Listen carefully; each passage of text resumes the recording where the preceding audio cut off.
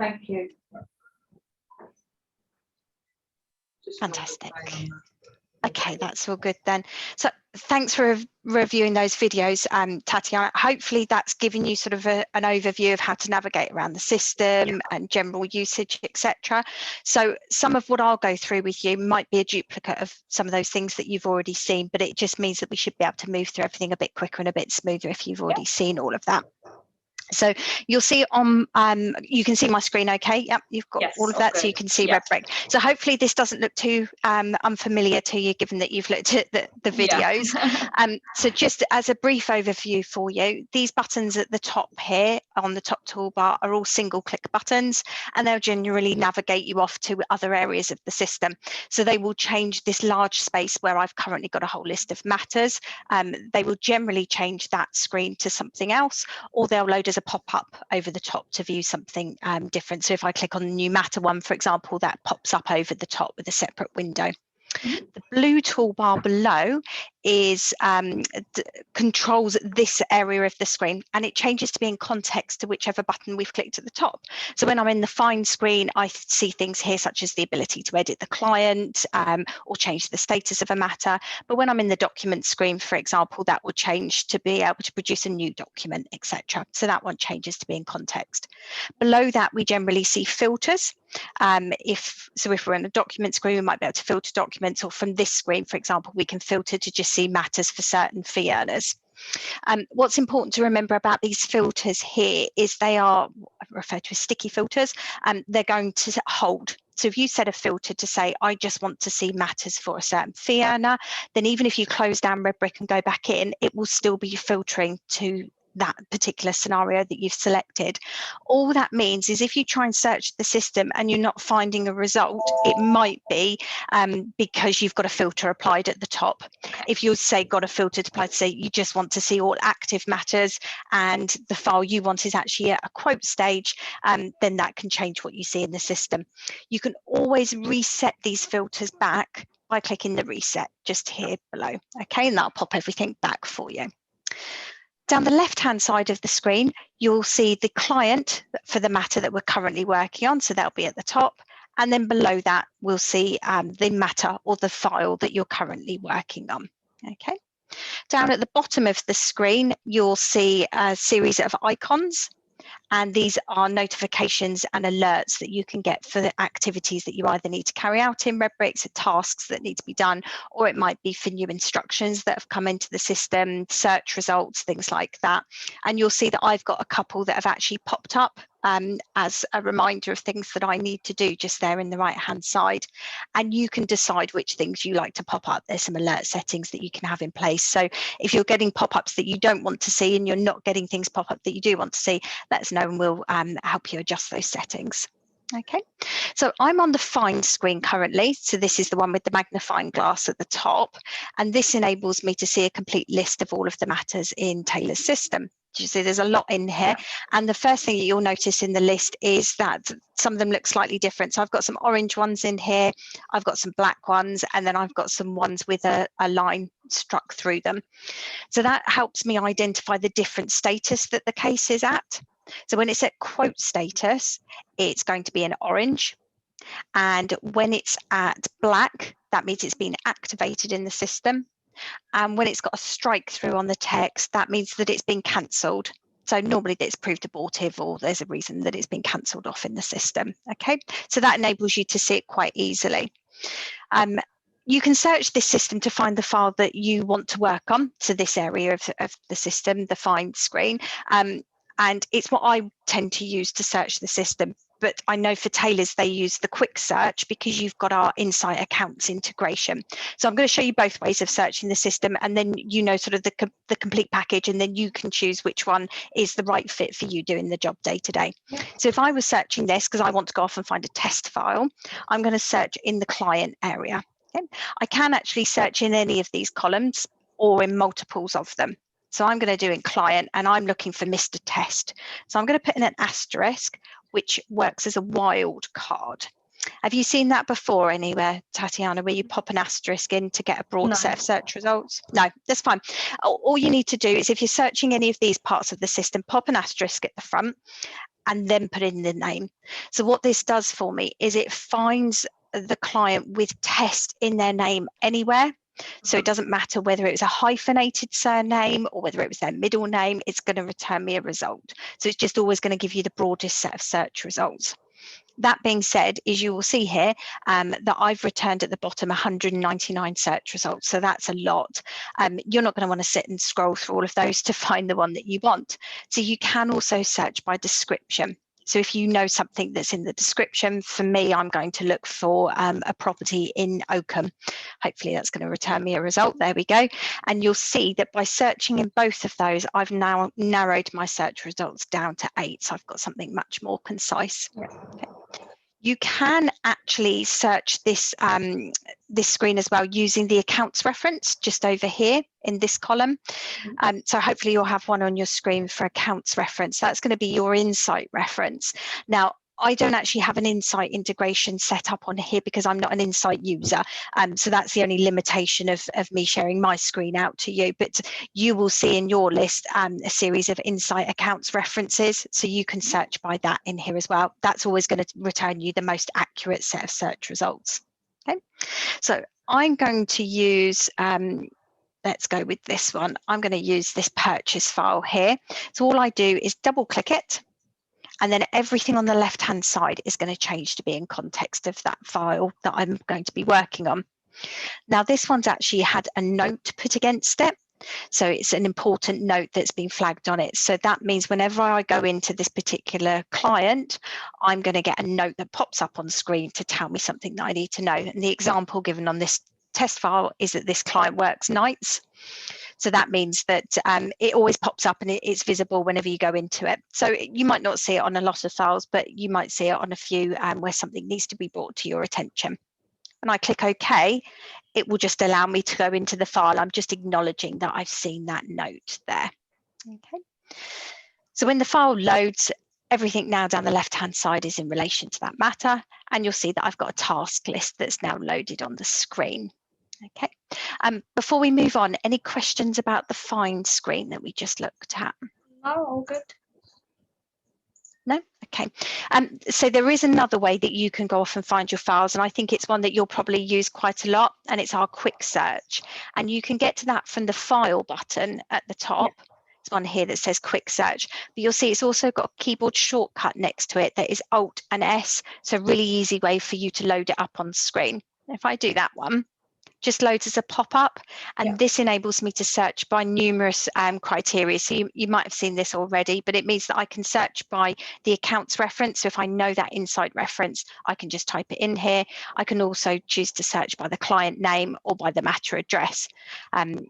This one hasn't actually got an accounts reference attached to it, so it wouldn't be the best way for me to find this particular one. But as I say, that's purely because I'm not logged in as an insight user.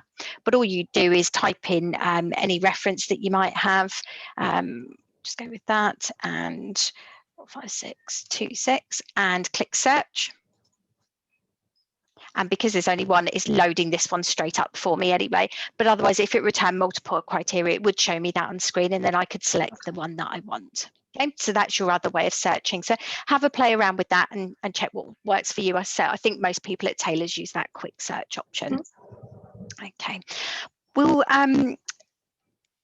can I just double check? Will you be creating new matters, or is it a team there at Taylor's that will be doing that for you and then passing the file over once it's open? I'm not too sure just yet, but I mean, I don't mind if you just show me anyways. That way I'd be aware.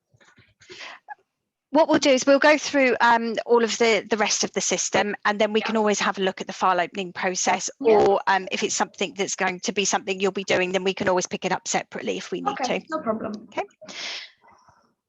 So we'll start at the top here and we'll have a look at our client record. So you can see a quick summary here to say, here's our client, he's Mr. Redbrick Test, and here's his phone number just below that.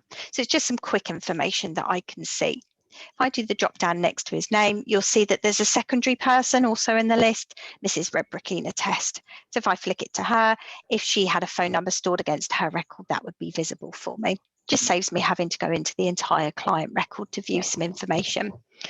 I can view the whole client record by clicking on this edit button, and it's going to load over the top of my screen there.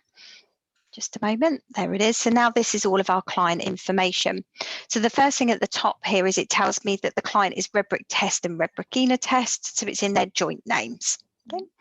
Then below that, it's broken down into two sections, one for each of those clients, and below each client are the details of them. So we'll start with the personal section. All pretty standard information that you would expect to see, details of their name, national insurance number, date of birth. And you can update any of this information. So if you're working on your file and your client's returned their ID, etc., and at that point you realise that they've got a middle name that they hadn't given you at the outset, you can just come in here and type that in. Okay. Moving on down on the left-hand side to the address section, you'll see that the address is typed in here for the client. And there's a couple of different ways that we can put that address in. We can manually type it in, that's fine, or we can use an address lookup. And when I click on that, it loads over the top of the screen, and I can either search by the postcode as this one's done, or I could start typing 19 Readings Road and give that a chance to catch up. There we go. And you'll see that it narrows results for me. So I can either do it by postcode, or I can start typing in the first part of the address, probably something that you're used to seeing when you're filling in address things on shopping websites and stuff like that. Now they work both ways around. Our system's the same in that sense. You can then just select the address, click select, and there it goes. It fills it in for you. At this point, you could still manually adjust something if you needed to. So if it actually turned out it was 19A, I could just pop that in. It's no problem at all. Okay. On the left-hand side now, I'm going to move down to the communication section. And this is where we store information for phone numbers and email address for the client. So you'll see we've got a phone number in there, and we've got an email address for our client. That's my colleague there, Ryan, that's his email address. So again, we can just update any of these by typing in any information as and when we know it. Below that, we've got a couple of tick boxes here that are for send progress text messages and send progress emails. The system is set up to be able to send text messages or fire off automated emails to your client at key milestones. So if you're going through, for example, a conveyancing transaction and you've just exchanged, it might be that your system would be set up to send off a text message to the client to say, congratulations, we've just exchanged on your matter, and completion is set for, you know, the 10th of July or whatever. The client will only get those if their communication preferences are ticked to say that they're happy to receive them. So you can pick and choose. So you can pick to say, yes, they're happy to receive the automated text ones, and or they're happy to receive the automated email messages. If they're unticked, it doesn't mean that you can't email the client just because they're unticked. You can still send off emails that you'll be triggered to do in the system, but these are the automated ones that can go when you've ticked off a task that we'll look at shortly to say, this has happened today, and the text message or what have you is just fired off. Let's say they need to be filled in. The other important part on this screen that needs to be filled in is the mobile number and the email address, because we can't send an automated email to somebody where we haven't got that email address stored, and likewise with the text messages. Okay. So moving down now to the notes section, here's the note that popped up on screen when we went to go into this matter to say that the client works nights there. So if we need to pop a note in, we can just come into this area of the system. And the tick box up here is the part that made it pop up on screen. So the note, in order for it to actually flash up when we go into a matter for that client, that tick box needs to be ticked, and that's what activates that to happen. Okay. So moving down now to Mrs. Redbrick test, exactly the same sections for her that you would that are applicable would be the personal, the address, the communication, and the notes area. Okay, so all of that information you can pop in for her that's relevant. If you've made any changes, you would click OK to save those changes. I'm not going to actually save them for the purposes of this. I will just cancel. Okay. So that was all in the edit button at the top. So that's where we keep all of our client information up to date. Okay. Any questions so far? No, that's fine. That's okay. Yeah, thank you. Okay, obviously it's just you and me on the call, so if you've got any questions, do please feel free to interrupt me. It's no problem at all. If you feel I'm going too quickly over something or anything like that, or not covering enough information for you, again, do just interrupt me. It's no problem. I appreciate you want to take notes as well. So, yeah, okay, great. So as I'm as I move down, I'm going into the matter area of the system now. So this is all about the particular matter that we're in. But I do have an option before I get into the detail of it. I've got a drop down here for other matters. And this is actually a drop down that shows me all other matters for my client that I'm currently in. So obviously I'm in Mr. Redbrick test and Mrs. Redbrickina test. So this is showing me any other files that you've got in the system for them, which is great because it shows me then whether they're active, whether they're cancelled, whether they've been archived off. So that means if I need to go back and look at a historical matter for the client, I haven't got to go off and search the system again to find it. It should appear in this list for me. And that enables me just with a couple of clicks to jump off to another file for the client. So that can be a really helpful drop down. Below that, I've then got details of the fee earner of the file and the partner concerned.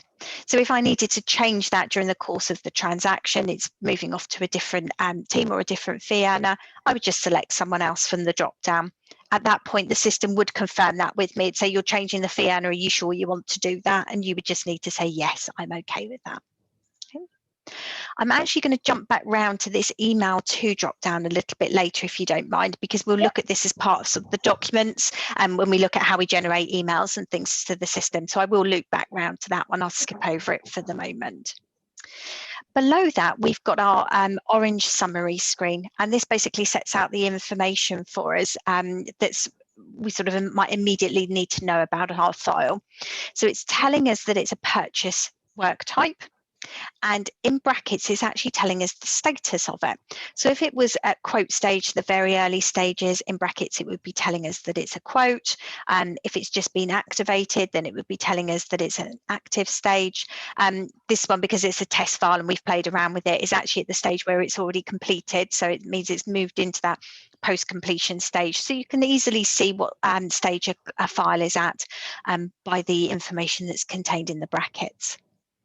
Below that, you would see a few other details. The first one is a UCRN number, which is this S number here. Day to day, Tatiana, it's not a number that you would generally need. This is a unique Redbrick reference number. So if you ever contacted myself or Ryan or our support team because you're having a particular error on a file in Redbrick, it's helpful if you quote that reference. There's other ways that we can locate it, so it's not a problem. It's just worthwhile knowing what that's there for. The reference that you will generally be working with would be an accounts reference down here, but this one says none at the moment because it's not actually linked to one, because as I say, I'm not logged into Insight there for you. But your Insight reference would normally appear just here for you, and that's the one that's going to come across to your correspondence and that sort of thing. Below that, we've got the price. So for conveyancing transaction, this is going to be the purchase price or the sale price of the property. Enables us to see that at a glance. Just over to the right here, we've got information about the property that we're purchasing, or if we're sale, it would be that. So it's the property that is the subject of this transaction. Okay. Underneath that, we've got some ANZA queries and we've got some risk assessments. So this is just giving us a little bit of a snapshot information. So if ANZA in India are, they've raised some queries on a file and they're outstanding, then you might have something here next to it that says there's outstanding queries from ANZA that need to be picked up and dealt with. And below that, for the risk assessment, that means somebody's carried out the risk assessment on this file and determined it to be low. So it's showing you there at a snapshot what that risk assessment is. Okay. If it's blank, it means that it's not been carried out. There's nothing saved against it. To see extra information about our file and to keep information up to date, we click on this edit button. It's just a single click again, and it loads as a pop-up box for us. So there's going to be lots of information in here, so we'll work our way through some of these. So we can see here the status of the client, of the matter here, and there's a drop down with a few different statuses. Generally, these statuses would change when we're ticking tasks off, and we'll have a look at the task list shortly. But it's just worth knowing that that's an option as well in here. Below that, we've got the branch. So this one's been opened as that branch, but we could change the branch if we needed to. So if actually it's at Manor Road, we can change that from within here. If there's an introducer on this particular file, then the introducer would be stored against this one. It says none. currently. We can add an introducer by clicking on the 3 dots, but this presumably would normally be done at the point of file opening rather than sort of added after the event. But as I say, if it is necessary, you would click on the 3 dots and it loads a screen for us for all different parties in Redbrick that you could select from. So you could do a search if it was a particular agent or something that had introduced you, you do a search for the name. In a similar way as earlier when we were looking for that client, we popped that asterisk in. I've done the same here, and I've used that name column to search the system because it's the most obvious one to do in this scenario. I can then pick from my list who it is that's the introducer, highlight them and click select, and that would add them in. I'm not actually going to do that for the purposes of this, but quite a straightforward process. Okay. On the left hand side, I'm going to move down now to the property address area. And very similar to when we were adding in that client address or amending the client address, we can type it in, or we can use an address lookup box that works in the same way to put that information in. We do, however, have an extra button in here, and that's use client address. This is really helpful if somebody's opening up a sale file, for example, because quite often the client's going to live in the property that they're selling. Save you typing everything out all over again. You can click use client address and all of these fields would be filled in with the client's correspondence address there. So that can save a little bit of time. On the left again, I've moved down to property details, and this is where details of that contract price, or in this scenario, the purchase price, is stored. So again, if this varies throughout the course of the transaction, I can just come in and update that. And when we save the changes at the end, that would update things like the stamp tax calculation, any fees changes, anything like that. It's all stored in the matter for us. Okay. So I'm now going to move down to party in brackets seller. This is my option on a conveyancing transaction to add in details of who the party is on the other side. So this, because we're doing a purchase file, this would be details of our seller. So it's not going to be our seller's solicitor or our estate agent or anything like that. That's going to be the individual or the company that's selling the property. When we know who that seller is, we could come in and click add. And we get a pop-up box, not too dissimilar to that one that we had for the client. Obviously, it's blank at the moment, but we would just work our way through and add in details. We'll say that Paula's the seller here. We add in what details we know. If we know their address, then we can add that in. Otherwise, we just say OK.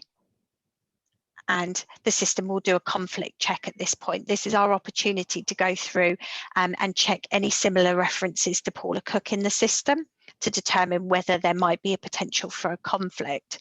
So you'll see that the first Paula Cooke here on the list, there's no references in this white box, which means that I'm not linked to anything else in the system. But it's found for me in here a whole load of similar names.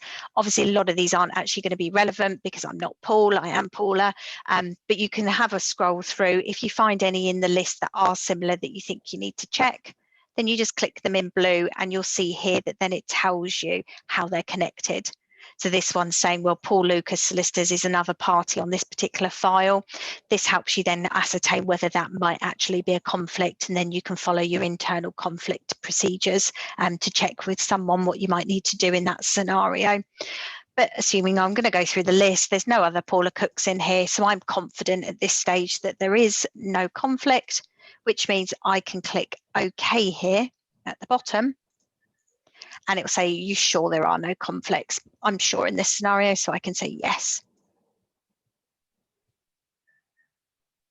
It does just take a moment to lock that conflict check in, and then it's going to add Paula Cooke as the seller on this particular file. Now, quite often you're going to have more than one person selling the property. It might be Paula and a sister or whoever, so you can add second, third, however many parties there are as appropriate, by just clicking add again to add in the extras. Okay, any questions on that part before I move on? That seems fine. Yeah, okay, wonderful. So I've moved down to the titles area now. This is your opportunity to add in details of a title number for the property, as and when you know them. You just click on add, and really straightforward. You just type in the title number and determine whether it's freehold or leasehold, so pop that tenure in. Say, for example, it's quite early on in the transaction, you don't know whether it's freehold or leasehold. Sorry, you don't know the title number, but you do know that it's leasehold. You could, for example, record leasehold and leave the title number blank. Mm-hmm. When I click OK to save that, it's going to say I've left the title number blank. Am I sure I want to do this? I can just say yes. And you'll see that it's assigned it for me as being leasehold. What that means is that where the system might be set when producing documents, it might be set to say, put in this extra paragraph of text if the property is leasehold, for example, or only send this extra information to the client if it's leasehold. By adding this in, this enables the system to know that it's leasehold, to make sure that it puts all of that extra detail into your correspondence and tasks and things for you. Mm-hmm. So as I say, even if you don't know the title number, if you know that it's leasehold early on, just get a blank one added in the short term, and then you can always go in and add that title number in later when you know it. The system can actually record multiple title numbers. So you'll see that I've got the add button at the top. I can add it. Yeah, I was gonna ask, because it says as primary title. That means you can, when it's like a leasehold, you'd be able to choose which one's the one that you're working with. Okay. Yeah, exactly. So in the leasehold scenario, that would be your flat, and then you could add in details of your property, sorry, of your freehold for the overall building. And similarly, if you've got a freehold house that you're buying and then the garage is registered separately, you can add all of those titles in. Mm-hmm. The first one you add will lock in as the primary title. So just worth bearing in mind if you're adding a few in to do that. I do get an error, sorry, because I left it blank there. I'll just close that for a moment. That should be okay. Come on. When you add multiples, the additional ones would be added as primary title no. If for any reason it's got to the point where it's you've ended up with the incorrect one being listed as the primary, all you do is highlight the one that you want to be the primary title in blue and click set primary title at the top, and that will readjust them all for you. Okay. On the left-hand side now, I'm going to move down to key dates. And this is your area of the system where you can store additional information about certain dates. That might be your mortgage offer expiry date. It might be the estimated exchange and completion date that you're working towards. It could be your OS1 expiry date once you've carried out your OS1 search, and that sort of information. You can come in here at any time to update this information, but you will also be driven to this area of the system when you tick off certain tasks. So it might be that you tick off the task to say the mortgage offer has been received, and this screen would pop up for you to say, well, great, if you've got your mortgage offer, then let's fill in these details because you know what they are at this stage. Okay. To fill any of them in, you just quite simply click in the box and type in any text. Where it's a calendar one, so a date, you can type it in, but you can also click, it's my preference, but it's up to you. There's a drop down here next to each date, and it's just a calendar for you. So it makes it be easier to scroll through and click on the correct one. Okay. On the left now, I'm moving down to stamp tax, and this is where it calculates the stamp tax amount for us. I need to actually get that one just double checked for you. What this would do normally is it will show you down here what the different rates would be based upon the price in the different scenarios.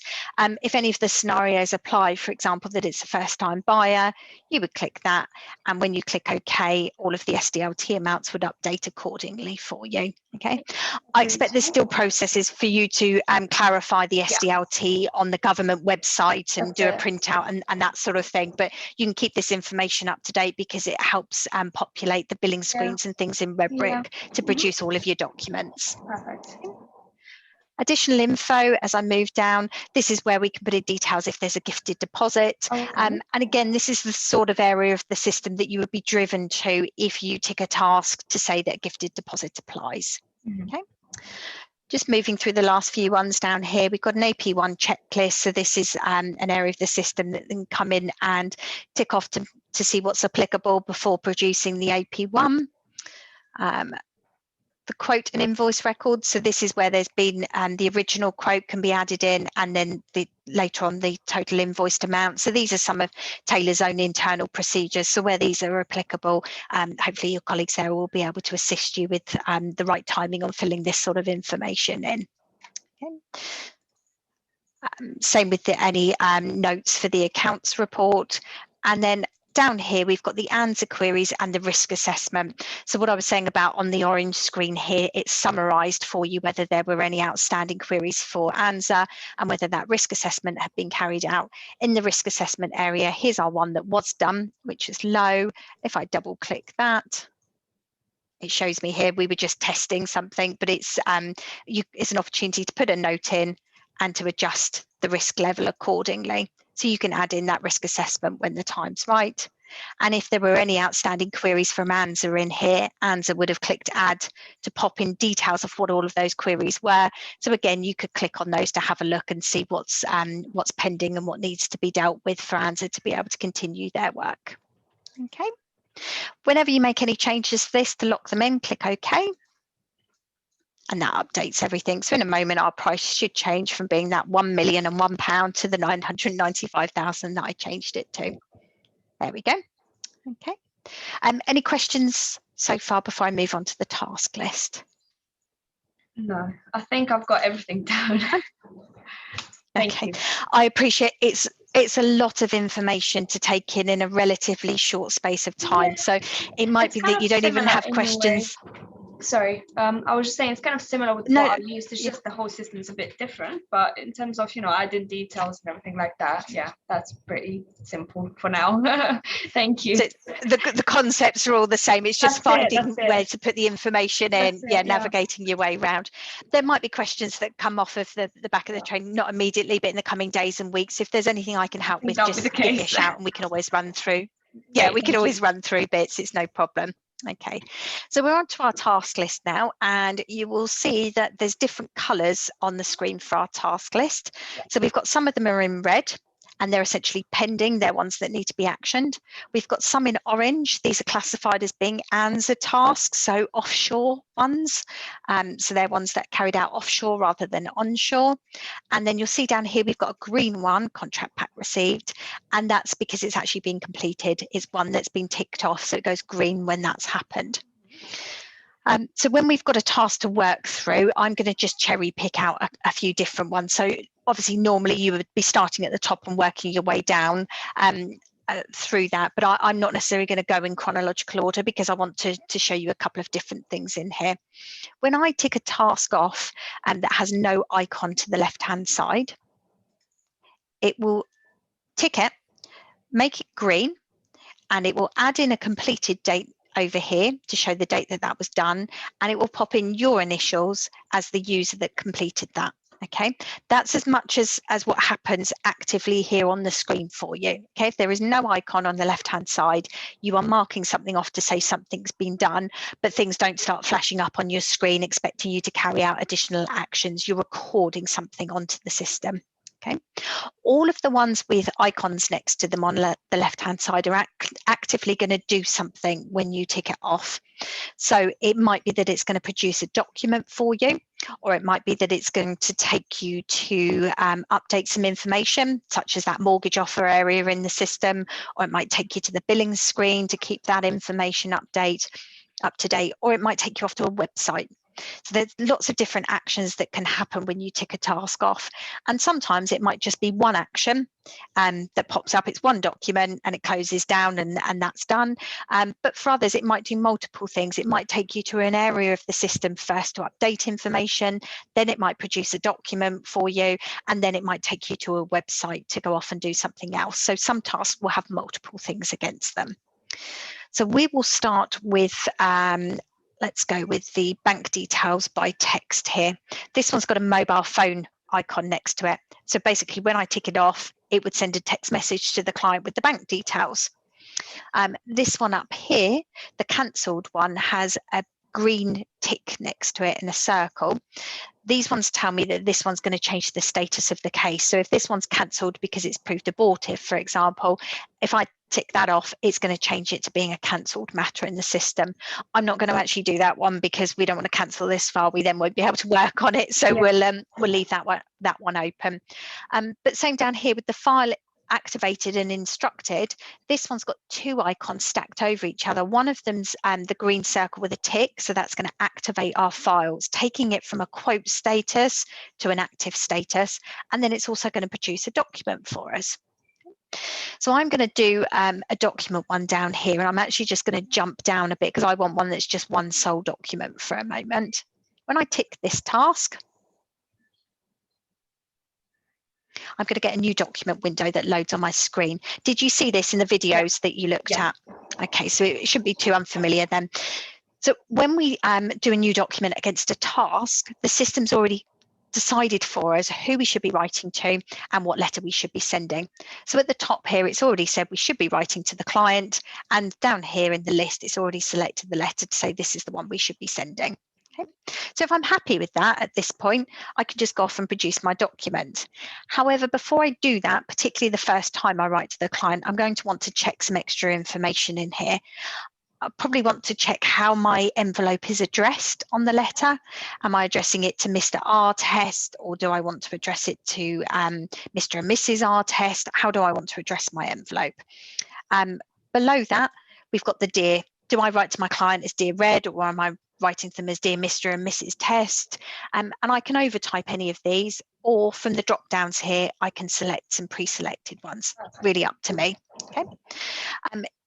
The email address here is actually brought over from the contact record. So our client contact had an email address, so it's there and available to us. Because I've got an email address stored in here, not only do I have the option to run the document, but I have the option to run them as emails. Okay. If there's no email address stored against the client, these email options at the top here, these two would be grayed out for us. It can't email someone that there is no email address for. Okay. Below that, I've got the options for reference and for account numbers. Now, writing to your client, you wouldn't generally be filling in the reference or account number because this is their reference. So I'm yet to hear of a client who says, please quote this reference when writing to me. So this is your reference if you were writing to the other side, the estate agent or the bank or building society. You might want to fill in the reference for them, or for the lenders, say perhaps the account number there. Yeah. These are all fields that you only have to fill in once for that party on this matter. Okay. The next time you go to write to them, they will all be remembered for you. So you can change them if it changes through the course of the transaction. I just have one question before we move, if that's okay. In the email, if you're sending it, let's say to two emails, to two clients at the same time, can you just write one email and then and the next one, or how does it do it for the two emails? So this is generally brought across from the client record. Okay. So when we're referring to the client, if it's two email addresses, I would say that it's generally that you're going to have that email address for Redbrick Test and then one for Mrs. And in which case, get it updated in the client record, and then they will both be here for you automatically every time. Yeah. If it's a single party, I'll just change this for a moment just to do that. If it's a single party here and there were no email address in here, you could just come in and type in that email address for that party. So it is okay to pop it in here, but as I say, for the client point of view, I would generally say to do it from against the client record, so that it's always available. Yeah. Okay, so at this point, I'm going to run my document. And what have I done? I've broken something there, haven't I? Bear with me a moment. I'm just going to cancel that. And if you do cancel out of a task, it will check with you whether you want to carry on and do the rest of the actions on the task. So you can say yes if, for example, you need to skip over a letter, or like me, if you've made a mistake and ticked on something inadvertently, you can just say no. Regardless, then it's going to say, well, you haven't actually carried everything out, so would you still want to mark it as being complete? And at this point, I can say no to leave it pending. So I'll just tick it off again. Just give that a moment. There we go. So I'm back to where I should be now. So at this point, I can run my document. And up here, the one on the left, is generally the one that the system is saying, this is ideally, tailors would like you to run it in this way. So when producing this document, they would prefer you to run it as email as attachment. Sometimes it will just be the open one that will be on the left, or it might be the email one that will be on the left. And it's just that against a task, tailors have said, this is the way ideally that it should be run. So I can click that, or I can just double click it. Whichever one I do is going to select this one at the top. Okay. I can choose to run it in different ways if I want to, but I'm just going to double click it. And that means that this one is going to produce that document as a PDF, and it's going to automatically attach it to an email for us, ready for sending. I do need to check, so hopefully I've got Outlook on here available for it to be able to do its thing, but we'll find out in just a moment. So if I haven't, it will quickly crash out on me and say I can't do that because I haven't got Outlook installed or that I'm not set up for it. So there we go. So Outlook's flashing for me at the bottom. There's my email, all filled in. It's filled in the subject heading as well. It's also popped that document as an attachment ready for sending. I can just type whatever I want to say, dear Ryan, etc. When I'm happy, click send. That email at the point that I send it will then get saved into Redbrick for you in the documents area in the system. Okay, so it will be accessible for you. So I'm just going to close that down without sending it though. Say no. Now, if I've run that first document, and the next document it wants me to run is a building insurance check, and it's suggesting that this one should be sent as an email. And this one's very slightly different because the other one was an email as attachment, wasn't it? We attached the document to an email. If I do this one, it's actually going to take the content of that document and put it into the body of an email. So they're slightly different the way these work at the top. The general email button takes the content of the document and puts it into a body, the body text of an email. The email as attachment takes the document we're running and attaches it to an email. And then the open one just opens it in Word for you to amend it and do stuff with it before you action it by email. So Outlook's flashing again. There's the difference. You'll see that it's popped it all in as an email ready for sending straight off. Okay, you'll see that my task is ticked off now, so it's marked as completed again with initials and today's date. If I tick a task off by mistake, I can just untick it and it will say, are you sure you want to clear the completion flag? And I can say yes, and that would put it back to a pending state. So that's perfectly fine. If you've ticked something by mistake, you can do that. Just a couple of caveats to that really, and that's that if you've already sent a text message against a task, the text message is gone. You know what it's like, you send a text to someone, you can't get that back. So that's just worth bearing in mind. And if you have, for example, inadvertently ticked something like the cancelled one, that will have changed the status of the file, and there is a chance we can't change that back for you. So just be a little bit cautious about those. But the other ones in the system, you can generally untick, and that will pop it back to a pending state for you. Okay. If I go to jump back up a bit, mortgage offer received, and tick this one off. At this point, it's asking me, is this LMS? And if I say yes, then it's taking you off to Lecture to do whatever the necessary action is there that the LMS expects you to do, or do your EROT there. I can close that down, and behind it you'll see that I've got a letter here, covering letter for the mortgage report to go off and produce. I'm not going to actually just sit here keep producing documents for you because you'll get very bored of me very quickly, so I will cancel that one. And I'll say yes so that you can see the next one that comes up. Now you see it's taken me to this area to fill in that information we were talking about, so I can add in the amount of the mortgage advance, etc., and lock all of that in for the system. So as I say, different tasks can do different things for you. This screen is also dynamic. So as you tick certain tasks off, for example, if I tick to say the mortgage offer is received, that might add in extra tasks later on, because the system's saying, great, well, if you've got a mortgage offer on this one, then later you're going to need to do this, that, and one of the other. So it adds the tasks in. Same thing with the leasehold, freehold scenario. It'll add in extra tasks for you if they're applicable for leasehold. There's also certain ANZA tasks that will start appearing for ANZA when you've done certain actions onshore.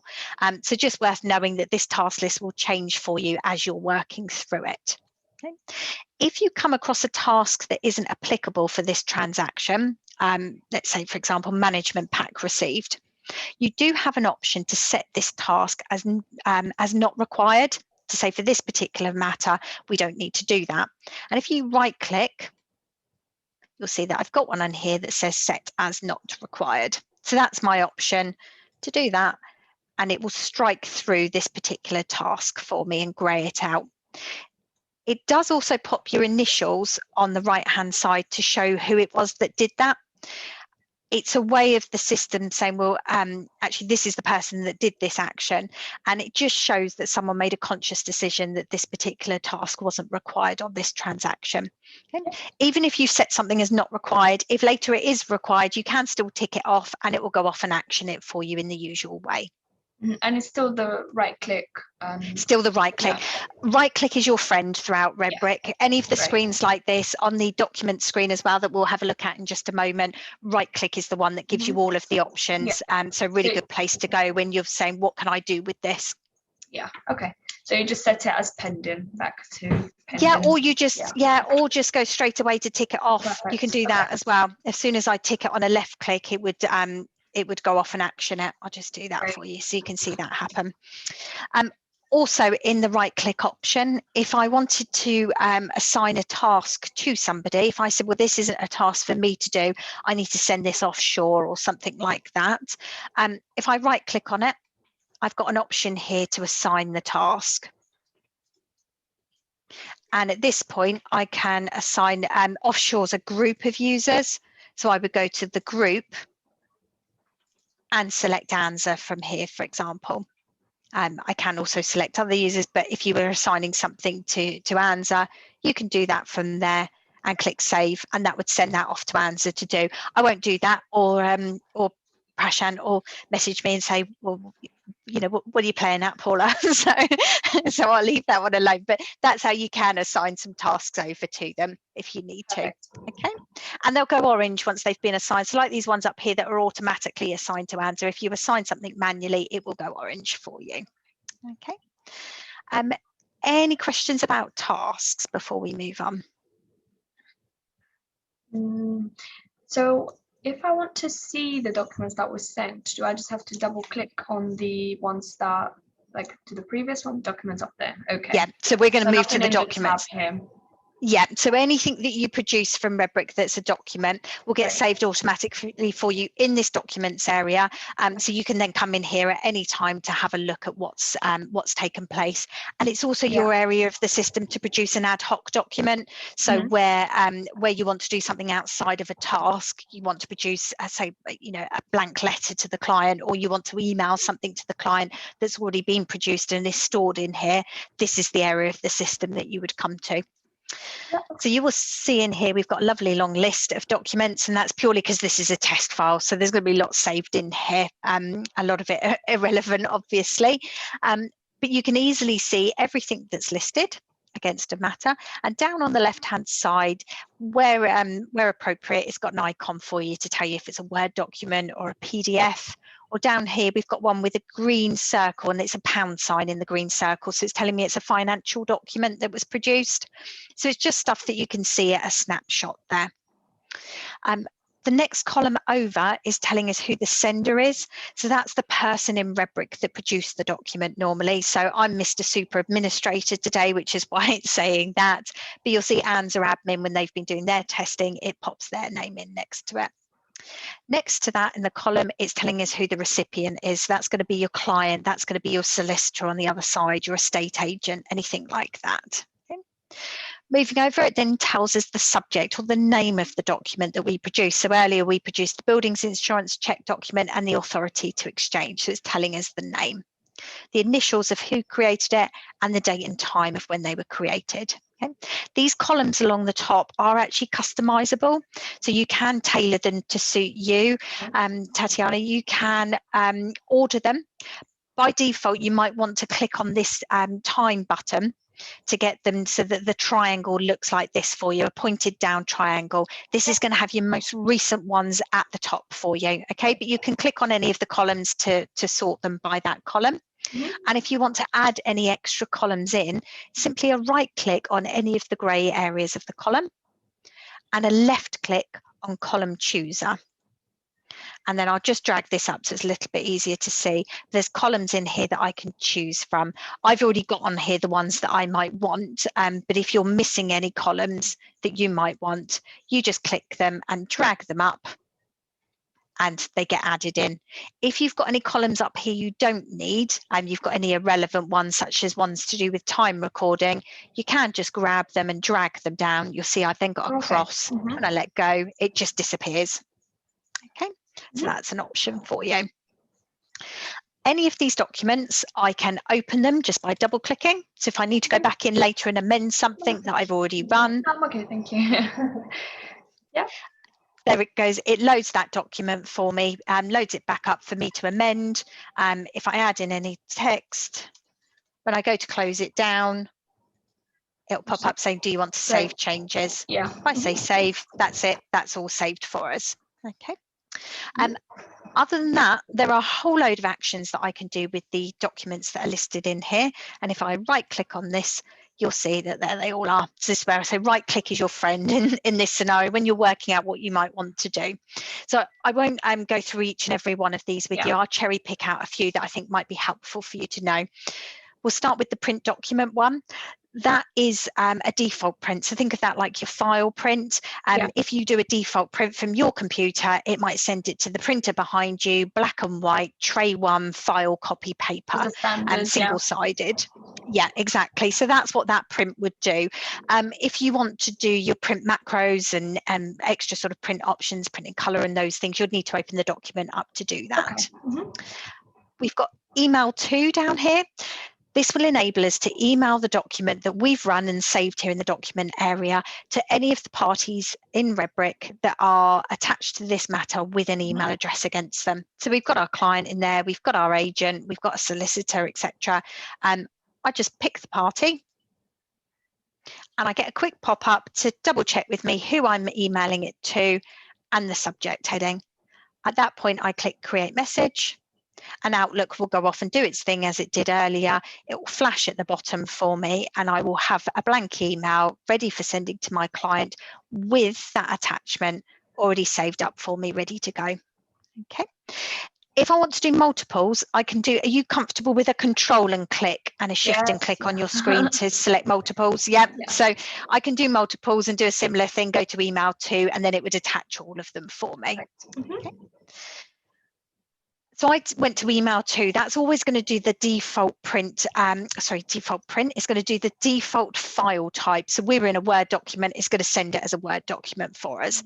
However, if I'm in a Word document, I do also get this option down here to email as a PDF. So if it's a document I want to send my client, but I don't want them to be able to edit it especially easily, I could convert it to a PDF at the same time as emailing it. It will leave my Word document that I created originally here in my Matter Documents area for me, but it will put an extra copy in for me as a PDF document on the email itself. Process is exactly the same as we just did, but when we end up with that attachment there, it will just be a PDF instead. Okay. If I carry on down, I've got, we'll go down to edit title. This is an option for me to edit the name of the document. So I might not need to with this one, buildings insurance check, but say I produce something that just said letter to client. I might want to call it something a bit more relevant, letter to client regarding the garage or letter to client regarding the trust deed, etc. I can just type whatever I want in here and say okay, and it'll update the title for me. Okay. Right click again, as I move down, I've got online visibility. So tailors have an online portal for their clients to track their case, and you can share documents with them online. So if this is a document that you want to upload to the portal for them, simply come down to the online visibility and click show to clients online. What will then happen, I don't know how clear this is on my screen. Can you see over here? I've now got next to that document at the top there, it's a picture of a person with sort of a shadow behind it. Can you see that? Let me just, oh yeah, I can see it. Yeah, so it's quite small there, but you'll see that that's telling me that this document will be visible to the clients on the portal. Okay. Over to the right hand side, I've got a green cloud, which is telling me that the document isn't available on the portal yet, but it will be after the system net synchronizes. So without getting too technical about all of this, your system talks to our portal at regular intervals. So that might be every 20 minutes, it might be every 40 minutes or each hour. Basically, that's Cloud is saying that the next time your system talks to our system, that would get saved onto the online portal for the client to see. Until exactly, until that's gone through, it's not actually visible to the client on the portal just yet. So it depends when you do it in terms of a synchronization. If you're due to synchronize at 12 o'clock, say, in 3 minutes time, that's going to be uploaded really quickly. If you're not due to synchronize until 12:30, then that's going to take a little bit of time. Okay.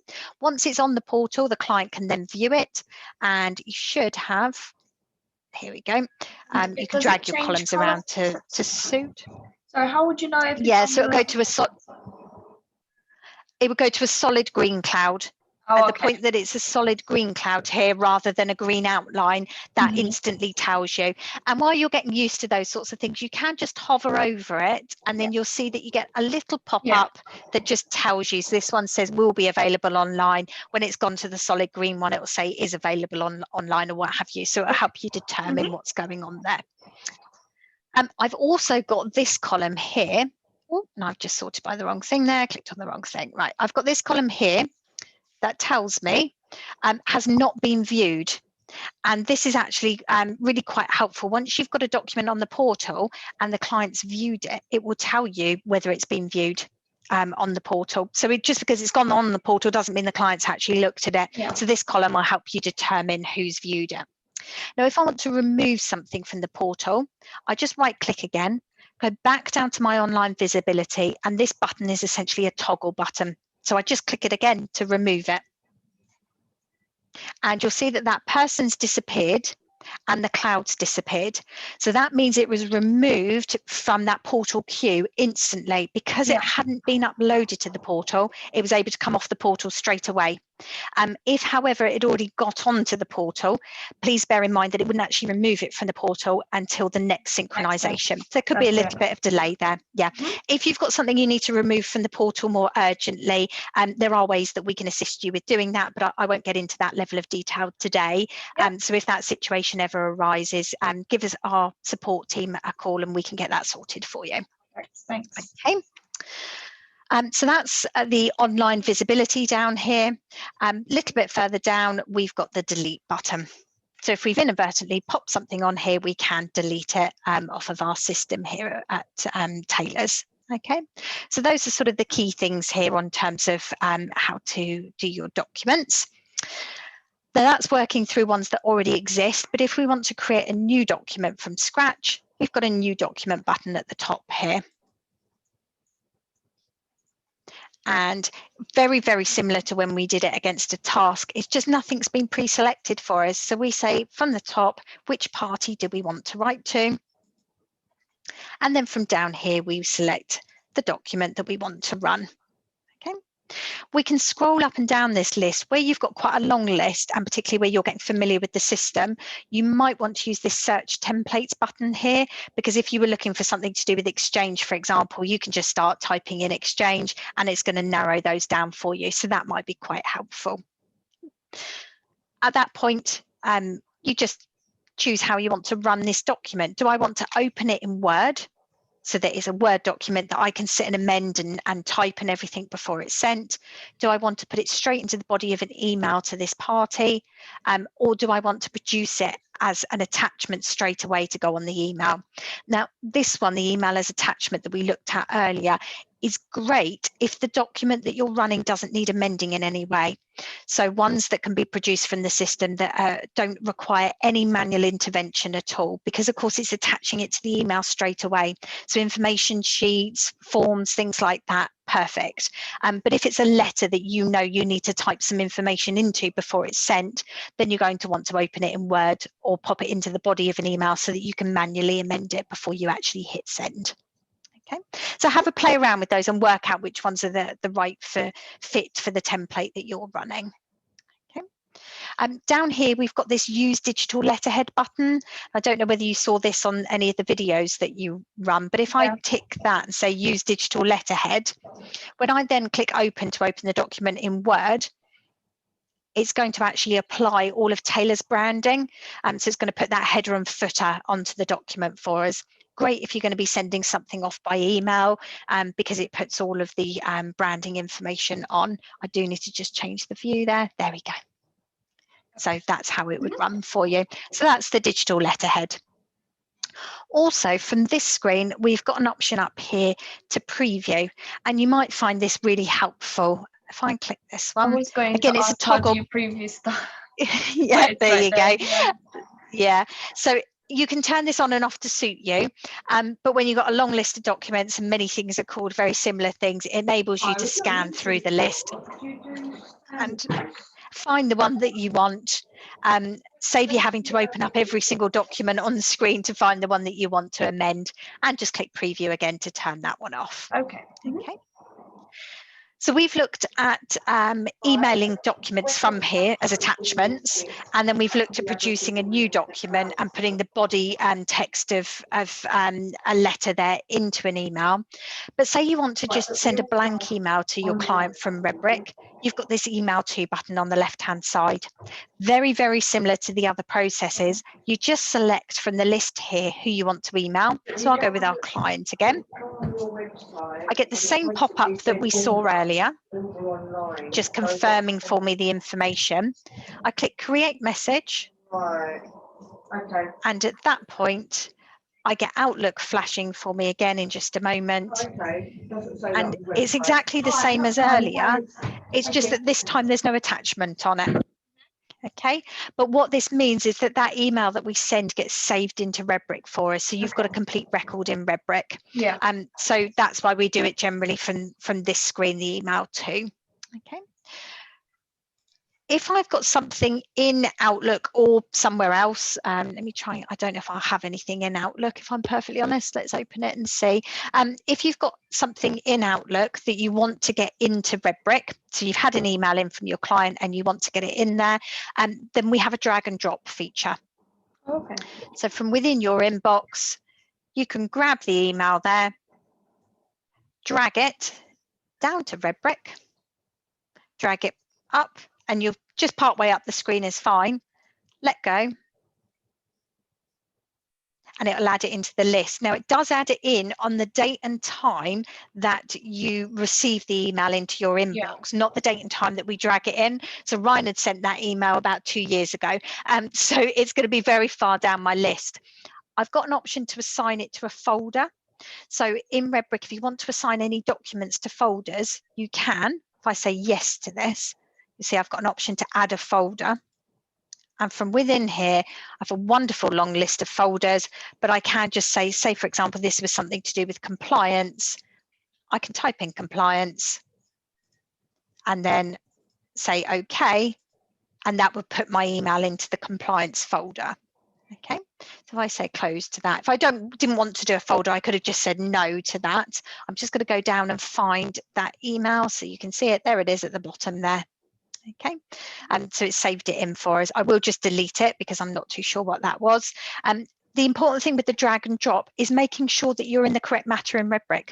If you're in the correct matter in Redbrick, you can drag emails in. You can also drag stuff off of your desktop. So if you've scanned something in, you've got it saved locally on your computer and you want to get it into Redbrick, just drag it in, pop it in there. Have a play around with the drag and drop when you've got a moment, and then let me know if you need any help with it.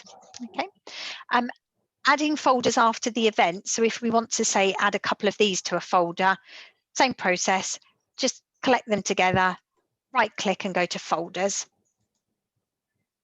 And then I can select which folder I want to put them into, or same as before, type in compliance or whatever it is, if I can spell, there we go, and say OK, and that would assign those documents to those folders for me. It's just a way of tagging and grouping documents on the system. And then folders will still all come up on this screen, isn't it? Or so at the top here, I'm in one long list. So my view here in Redbrick is the choice of one long list chronologically with the most recent at the top. If I click up here, folder view, it's going to group stuff by folders. So these ones at the top say folder : and it's blank. They're not in a folder. I scroll down, see whether anything's in a folder. There we go at the bottom there. This one is in the compliance folder. So it would just start to group things by folders. So you can choose. Once I'm in the folder view, if I want to go back to a traditional view, I click classic view and it will put it back to one long list for me and sort of hide the folder view. So you can pick and choose. Okay. So just jumping back round to something on the portal again, just before we move on. If I click on the progress screen here again, what you might want to do on your system, Tatiana, is right click up here and go to column chooser and bring up online client visibility. Bring that one up. What it will show you then is you'll see certain tasks have that picture of a person next to them, and they're showing you which tasks are visible to the client on the portal. So currently this client can see all of these tasks with the picture of a person next to them, regardless of whether they're ticked off or not. So all the time they're in a pending state, the client sees the name of the task and that it's in a pending state. And once it's ticked off, the changes on the portal for the client so they can see that it was ticked off and the date that it was completed. Okay, so you might just find that helpful to see which ones are being shared with the client. Also next to that is a notes area against the task, and these notes are helpful for communicating with your client on the portal.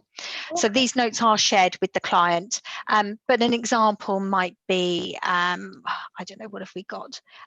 Contract pack received. At the point that you receive the contract pack, you could pop a note in here to say, we anticipate reporting to you on the contract in 3 weeks or something like that, whatever, just some sort of note for your client, and the client will see that note on the portal, and it can just help with things like phone calls and stuff, because it's another way of sort of keeping your client up to date with information.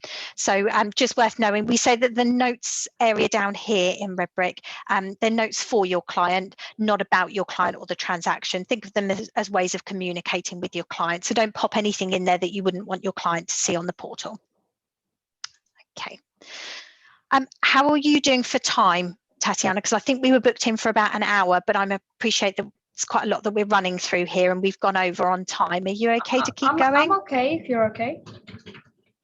Yeah, that's fine by me. I just didn't want to assume and then just keep talking. So I'm going to move on now to the other parties area in Redbrick. So when we go to write to somebody in Redbrick, we can only write to them if they've been attached to this matter. So if we go to try and write to someone from the new document button and they're not available, it's because they've not been attached to the matter yet. Okay.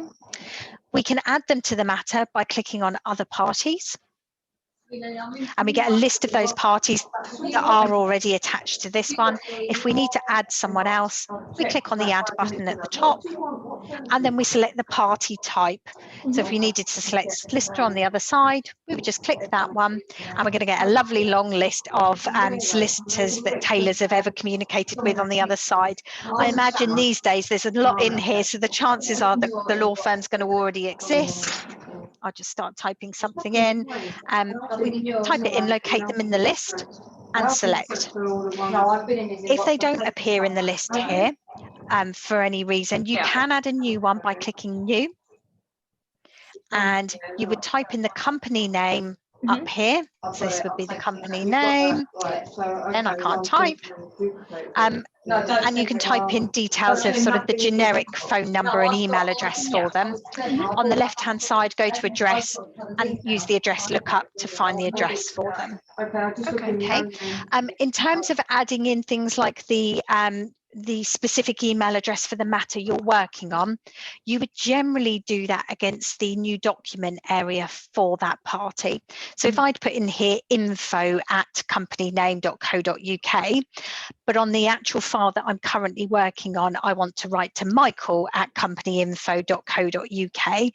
I wouldn't put the Michael in here. The reason being is because then every single matter that gets this one attached to will have his email by default. So we tend to put the general one in here.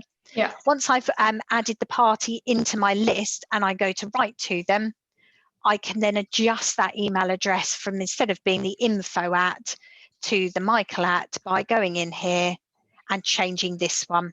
So I would change this to Michael@ whatever, and it will just get saved for this particular matter. That means on this particular matter, every time we email the agent, it will go to that email address, not the generic one, but it's not going to affect every other matter in the system. So this is the best way to keep it updated for this specific file. Okay. From within the other parties area, if I need to remove another party, I just highlight them and click remove. Okay. It will only remove them from this particular matter. It doesn't delete them out of Taylor's system. It's just the association on this particular matter. So quite helpful. Say something's proved abortive and you need to go in and remove the solicitor from the other side, and you would just come in and click remove, and that would tidy that up for you. Okay. Moving on from here, I'm going to go to the billing area of the system. So this is where you can add in all of your financials. So just give this a chance to load. I'm just going to reset something, so please don't worry too much about what I'm doing for a moment. I just want to get this back to sort of how it would be as a general rule. There we go. So when you come into a billing screen for the first time, it's going to look something like this for you. It's essentially broken down into 3 different sections. So from here to here is everything to do with our, from here to here is everything to do with our charges. Think about this as sort of things like admin charges, your profit costs, any extra fees that Taylor's charge for things throughout the transaction. This section down to here would be any disbursements that are liable to VAT. Okay. This section at the bottom is going to be your non-VATable disbursement, so your stamp duty and your land registry fees, etc. Next to each entry is the text, so the description of it, and the amount, the default amount that Taylor's charged for that particular entry, and then it calculates the VAT for you and the total. Okay. Say on this file we didn't want to charge £975. We can change it just by single clicking into that cell and typing in the amount. So if on this one, say we were charging a bit more, £1,050, I just click into it, and on my keyboard I'm just going to type 1050 and press enter. And the enter locks in that change that I've made.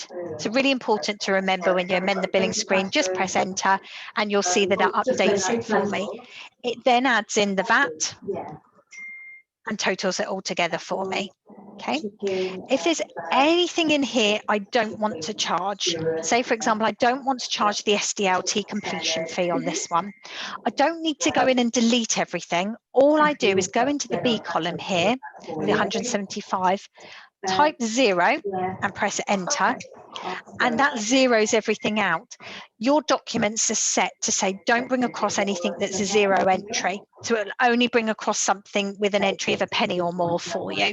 So you don't have to go through deleting out the text and everything in here. You can just zero out the ones you don't want. Okay? And then if you need to add some, if it doesn't apply, and you need to take away the actual description as well.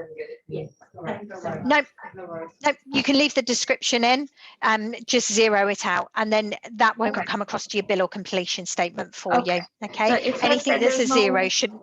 Sorry, if there's no mortgage, let's just say, then you still, how would you? So this one, you would just zero. So again, put a 0 in and press enter. Yeah, because I mean, you can go through and delete the description if you want, just clicking it and press the delete on your keyboard and then enter if you like, but you don't need to. In order for it to not be on your bill, the important part is that it's at 0. Oh, okay, that's fine. There are some things on here that will change sort of dynamically. So down here, we've got the dealing with a gifted deposit. This amount will only come up if there's a gifted deposit on the file. Or for example, the occupier's consent. If there's occupiers, then that would add in an extra fee for you in there. So some of these will change for you automatically. Okay. If we want to add in a whole new row, say we're going to charge an extra fee on this for doing things super quickly, we're going to say, well, we're going to charge an expedited fee. Yes. Yeah. Type it in, press enter, because that locks in the text. Go to the amount column and say we're going to charge £200, press enter, and it adds that in. That would then appear on your bill and completion statement and things for you. Okay. Does that make sense? Yeah. I appreciate it might not be immediately that you've got billing and stuff like that to do. So obviously you'll have access to this recording to go back and review, or you can give me a shout when the time's right and we can go through this when you've actually got something to work on screen. Yeah, perfect. Okay. At the point that we're ready to run our bill, we might do it against a task, so from the progress screen, or it might be that we want to produce an ad hoc bill. We can do it from the create document button here. It's the same new document window that we saw earlier, but it's just defaulted to the billing section of the document types here. So here's all of my bills. I can say I'm going to run, and I assume it's this one, the new purchase bill. So I just double click that. And it will go off and run it in. It's in Word for us again, so what we're familiar with working with, but it's done all of the calculations for us. So it should load up our bill, and you'll see that it's added in. There's the expedited fee. There's no mortgage fee in here. It's removed all of that for us. And so it's just added in the ones that had an amount above 0. If it was at 0, it's not brought it across. Okay, so at this point, I just close down my bill. I'm happy with it. If I had any amendments to my bill and they were amendments to the figures, I would always suggest you come back in here and you amend those figures on this screen and rerun your bill. Yeah. If you amend the bill in the Word document and then somebody has to go back in 2 days later and rerun a bill for some reason, they're not going to know those manual amendments that you made on that Word document. So if it's an adjustment to the figures, come back in here, adjust your figures, and then create the document again and get rid of the one that was incorrect, just so that this screen's always up to date. So whether anybody goes into to run something from this screen, they know that they're working with the most accurate figures. Okay. We also have a completion statement tab here, and when I click on that one, it's going to be very, very similar to the billing screen that we just looked at, but it's just slightly different. It's broken it down into 2 sections this time. The receipts, so all of the monies we're expecting in, and the payments, all of those monies that we're due to pay out. And this helps calculate our completion statement for us.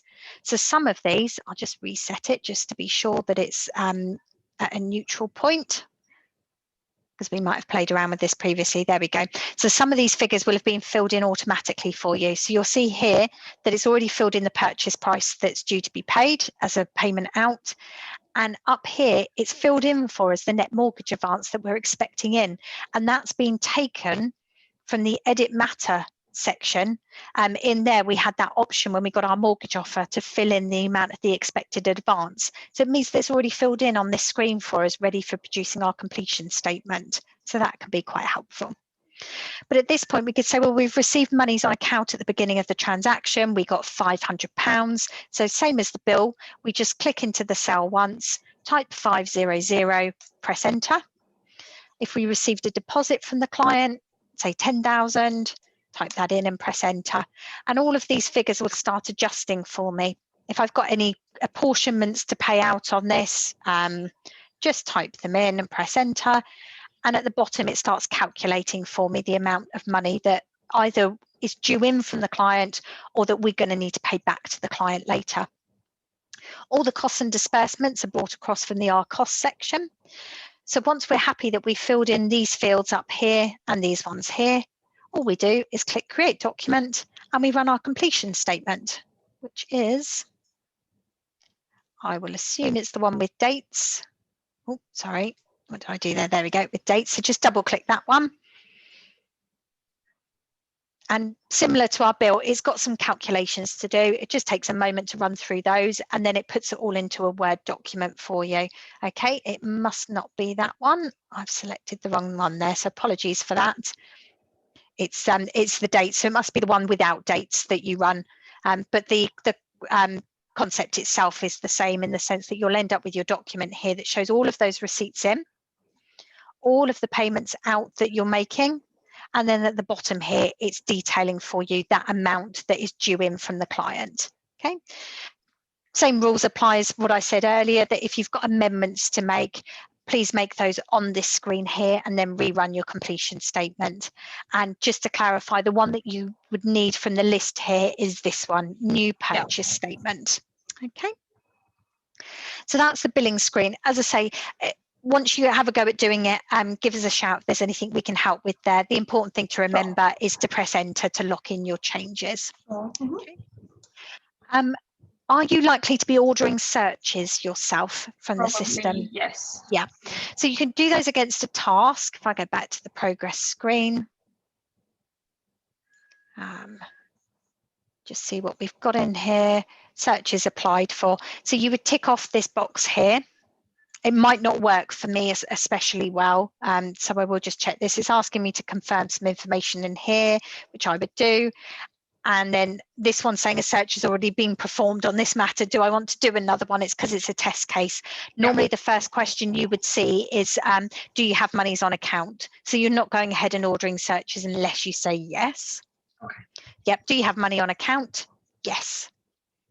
And then it asked me if I want to select a plan from the document screen, so I could bring a plan across if I wanted to. I'll say no for the purposes of this.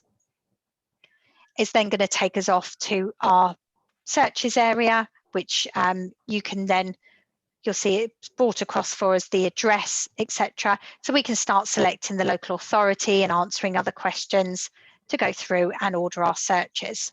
Okay. Once we've done that and placed an order, obviously I won't actually place one on this one. Once we've placed an order, our search results come back in as notifications at the bottom here. So we can actually action them from those. Did you see that on the video?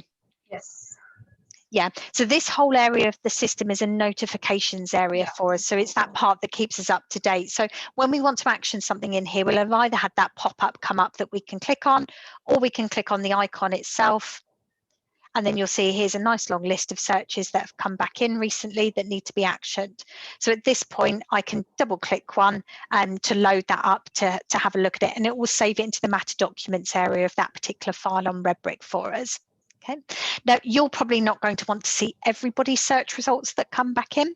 So when you go onto your system, you can use this filter button at the top. And these filters will apply for all of those notifications across the bottom here. So it stops you seeing stuff that isn't relevant to you. So by default, you're going to see everybody's. These will all be unticked, and that essentially means that you're seeing everybody's. If you go through and select, is it Sandy here, Sandy, that you'll be working for? Yeah. So you would literally just tick hers and click OK. And then that means that the only ones that you'll see in this list are files that are in her name, no one else's. Okay, so that would just give you a nicer, concise list to work from. So that's the same with all the notifications down here. As stuff's coming into the system that you need to action, you just click on it and then work your way through the bits that have come back in. Okay. Will you be submitting SDLT yourself, or will Offshore be doing that for you? Again, I'm not too sure, but if yes, then I think what we'll do for the moment is we'll leave the SDLT today, and then if we ascertain whether it's something that you will be doing yourself or whether Offshore will be doing it for you. If you're going to be doing it yourself, because obviously you're not going to be submitting one immediately anyway, are you? I guess it's going to be a little bit of time before you've got one that needs to go through. Yeah. So if I show you today and you haven't got to do it for, say, a month, it's probably going to be a bit more relevant if we show you when the time's right, if it's relevant to you. So so just bear it in mind to raise that as a question and find out. And then if it is, we'll book some time in to have a look at that one separately. It is straightforward though. So there's no concerns there. It'll be a straightforward process for you. Okay, so the only other thing that I wanted to show you today is the new matter area, if you will be creating new matters yourself. Now, what we'll do is we'll go through it fairly quickly, because it might be that the files will be opened by other people for you. So we won't spend too much time sort of labouring over it. But if you then find out after this that it's something you're going to need to do yourself in detail, then I'll happily go through a couple of files. When you've got them to open, we can work through them together on screen. Yeah, sure. So we click the new matter wizard and we get a nice list here of questions to go through and answer. So the first one, and probably the hardest one, is selecting our client. And I say that not because it's hard to do in Redbrick, but because quite often we don't know who our client is, do we? Because they say it's going to be Mr. and Mrs. And then when you actually get the mortgage offer in, it's just in Mrs.'s name. So it's always a bit tricky, isn't it, to know who your client is. So just click on the three dots And the 3 dots gives us a list of all of Taylor's previous clients. So we can search this in the same way as we search anything else on the system, pop that asterisk in, and there's our nice long list of test clients. So I can have a little look through to find whether it's someone that we've acted for before. Okay, so I just scroll through my list. If I want to look at extra detail, and obviously test here isn't the best scenario because we're going to have a lot of them. If I want to look at extra detail, say it's Redbrick test, to find out whether this is the client that we've acted for before, just click on edit. And I get the same pop-up window that we saw at the very beginning of our training when we had a look at all of that information.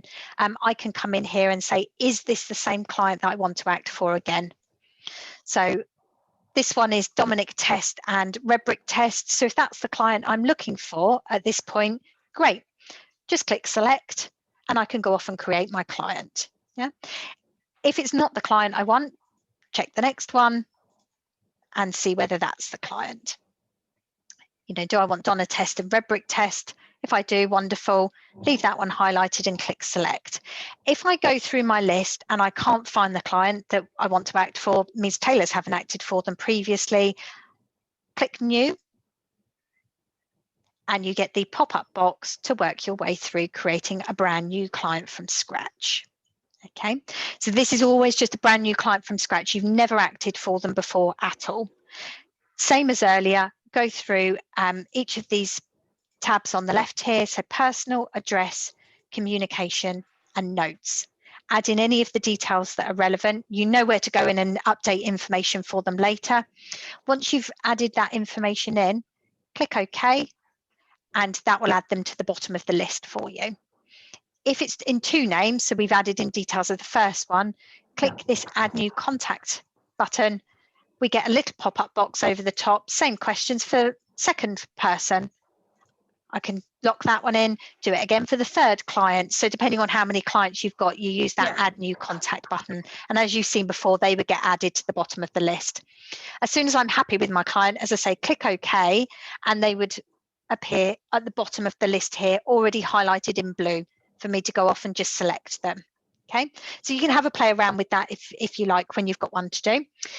Say I am searching my list and I want to act for Redbrick test, and I've acted for him previously, but the client records that I found are all in joint names. I've gone into them and looked and said, well, okay, we've acted for Redbrick test, but it's only been with Donna test. And now I want to act for him in his sole name. I don't want to use this client because if I do, it's going to create the matter in 3 names or whatever. That's not what we want. We want it in his sole name. So I can use this information. I just leave him highlighted in blue and click new existing client at the top. Okay, so just slightly different. It's not new, it's new, but he's existed before. And you will see that it copies over all of his information, but onto a brand new client record for us. So it saves us having to type everything out again. It's all there for us. And at this point, I say, great, click OK. It's just asking if I want to update other records in the system. This is quite a helpful feature. If you've updated a phone number for a client, for example, it could update all of their client records for you. You would just tick it and say update, but I won't do it for the purposes of this. Click close. You'll see now that that Redbrick test, my screen's just going to load and he will appear at the bottom. Give that a moment. There he is, highlighted in blue, all ready for me to go off and select. Okay, so that new existing client is where you've acted for a client previously, say in sole name, and now you want to act for them in joint name, or you acted for them in joint names previously and now you want to act for them in sole name. You use that new existing client button to build your client record. Select is just where they've existed before, you found them and they've existed before, and new is where you've not acted for them ever. Okay, so as I say, you may or may not be opening the files yourself, but if you've got any questions when you come to do them, particularly about how to use this new existing client button, let me know. I'm just going to select this one. And this is my last opportunity to check here that the client is being created in the context that I expect. So this is in sole name. I will go and do a sale file. So that's sale TL. And now I just work my way through the questions. Fee structures generally default. Select my branch. select my fee earner. We'll do this one in Sandeep's name, and then if you want to play around with it, you can. Who will be the partner in this scenario? Do you know? I'm not sure. I'll just pop Shamma in for the moment, and we'll go to next. Opportunity for me to add in the address if I know it at this stage. If I don't have to fill it in. We can add it in later. You saw where to do that against the edit matter. Yeah. So we'll leave this one blank for the moment. Click next. I can add in that purchase price if I know it. Yeah. Next. I can add in details of the buyer because we're doing a sale file if I know them at this stage. Otherwise, next. I can add in details of the solicitor or the estate agent, anything like that, if I know them at this stage. Otherwise, next. If I know the titles, I at least know it's leasehold, I could add one at this stage. Otherwise, if I don't, I can leave it and do it later. Next. And the same with the introducer. If the work's been introduced to you by someone, I can click the 3 dots, search the system to find who it was that introduced that piece of work. Otherwise, leave it blank and next. And then I get my 2 options to save it as a quote in the system. If it's we want to keep it a quote status, or if we know it's going ahead, we can save and activate. So I'll do a quote for the moment. And all that will do now is load our new matter, and everything on the left will change to be in context. Because this client's got an important note against them, that's going to pop up on screen and just flash up at me before it'll actually load. So we'll just give that a moment.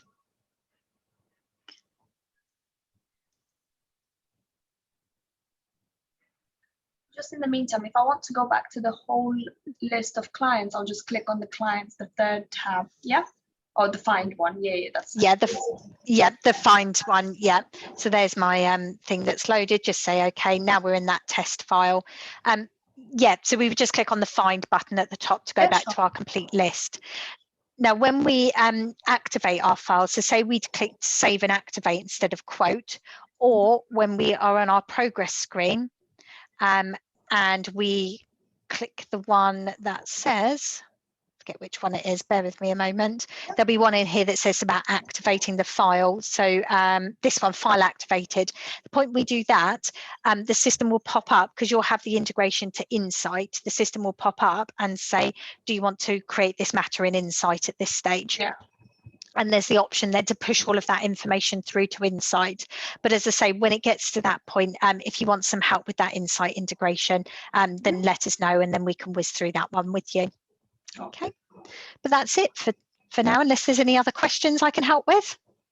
I don't think so. I feel like it's more like just internal type of have a go, and to just see. Yeah, I think it's just for me to have a look around everything. But seems I like that it's it doesn't let you do stuff without like you can't jump to one task without doing the actual one that's in, you know, and you get warnings. Yeah, work your way through stuff. Yeah, it's kind of useful with the, you know, with the list. So I mean, yeah, I think it's all good for now. The initial, you know, training. Thank you. I really appreciate it. The videos were good. Thank you for our time. You know, the videos are a bit much quicker. I think you've explained in more detail rather than, you know, just generic how the ones on the website were. But I mean, for now, I don't see any questions. I mean, if anything, I'll just get in touch with you. But it seems okay for now. Thank you. Yeah, please do. Thank you so much. No, please do. Obviously, Julie's got all of my contact details, and hopefully you've got my email address and everything. So do let me know. Yeah, absolutely. No problem at all. And like you say, most of your stuff's probably internal questions, but as queries come up as you go, just let me know and we'll be happy to help. So it's either myself and Ryan also manages the account as well. So either one of us would hopefully be able to help you with anything you need. But thank you so much for your time today. Thank you. Very nice to meet you, Paula. Hopefully speak to you soon then. Yes. And you. Thank you. Thank you. Take care then. Bye-bye. Bye-bye.